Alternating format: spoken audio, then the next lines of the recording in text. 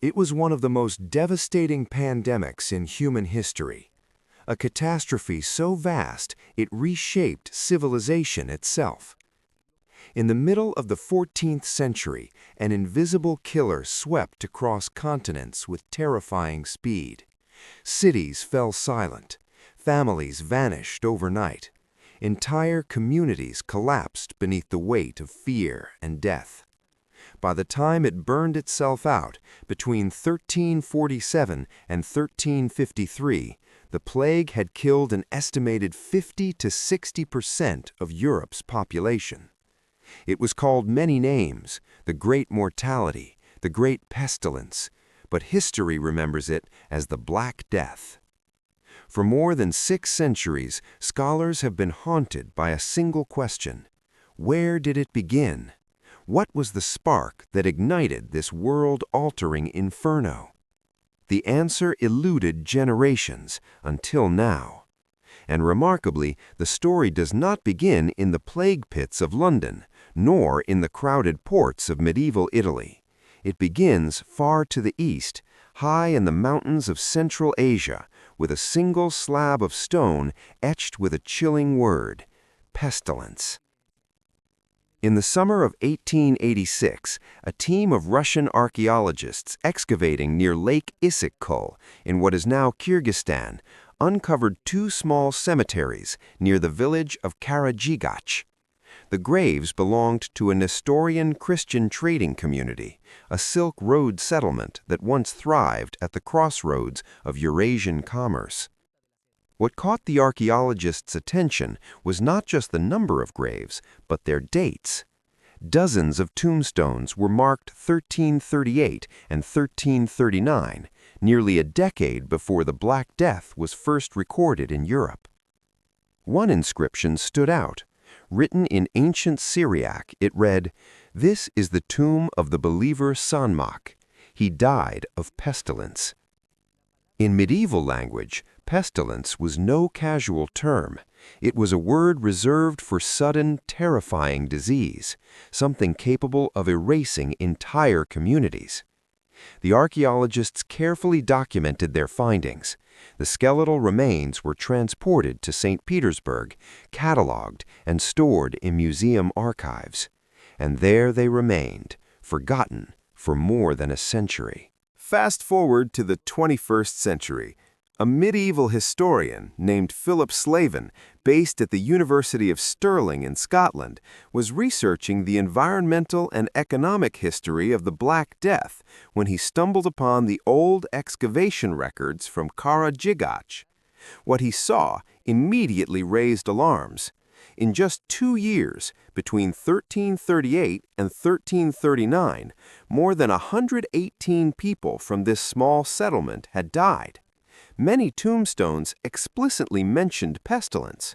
This was not normal mortality. This was a sudden, catastrophic outbreak. Slavin became convinced he was looking at the earliest known appearance of the Black Death. But conviction is not proof. To confirm his theory, he would need something unprecedented, direct biological evidence from the dead themselves. He would need DNA. That opportunity came through collaboration with paleogeneticists at the Max Planck Institute for Evolutionary Anthropology in Germany. At the time, their team was constructing the most comprehensive genetic family tree ever assembled for Yersinia pestis, the bacterium responsible for plague.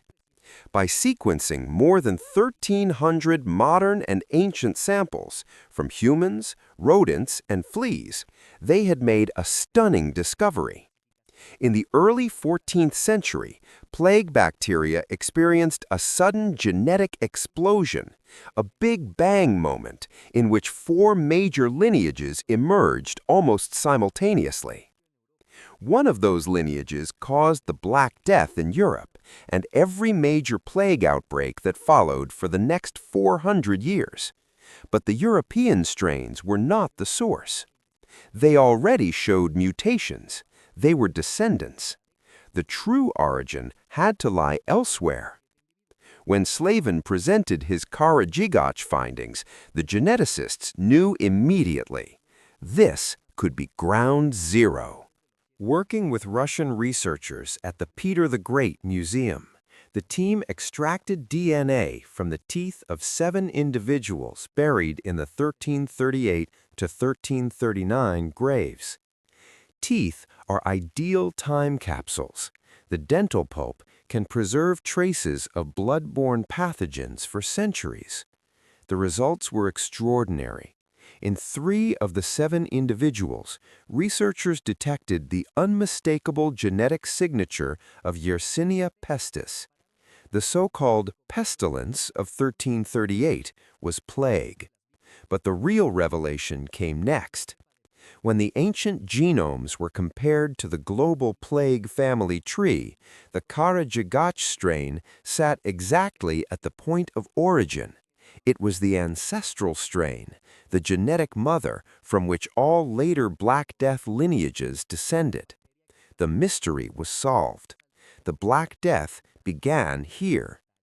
With the time and place identified, a new question emerged. How did it start? The region around Lake Issyk Kul lies within the Tian Shan Mountains, a known natural reservoir for plague. For thousands of years, Yersinia pestis has quietly circulated among wild rodents, marmots, gerbils, and voles, carried by fleas. Researchers believe a sudden environmental shift, possibly warmer, wetter seasons, triggered a boom in vegetation. More plants meant more rodents meant more fleas, and somewhere in that crowded ecosystem, the bacterium crossed the species barrier. A hunted marmot, a skinned pelt, a flea seeking a new host. The spillover had begun. The final question was movement. How did a localized outbreak in the mountains of Central Asia travel 3,500 kilometers to Europe? The graves provided the answer. Many of the dead were buried with luxury goods, pearls from the Indian Ocean, coins from Persia, artifacts from the Mediterranean.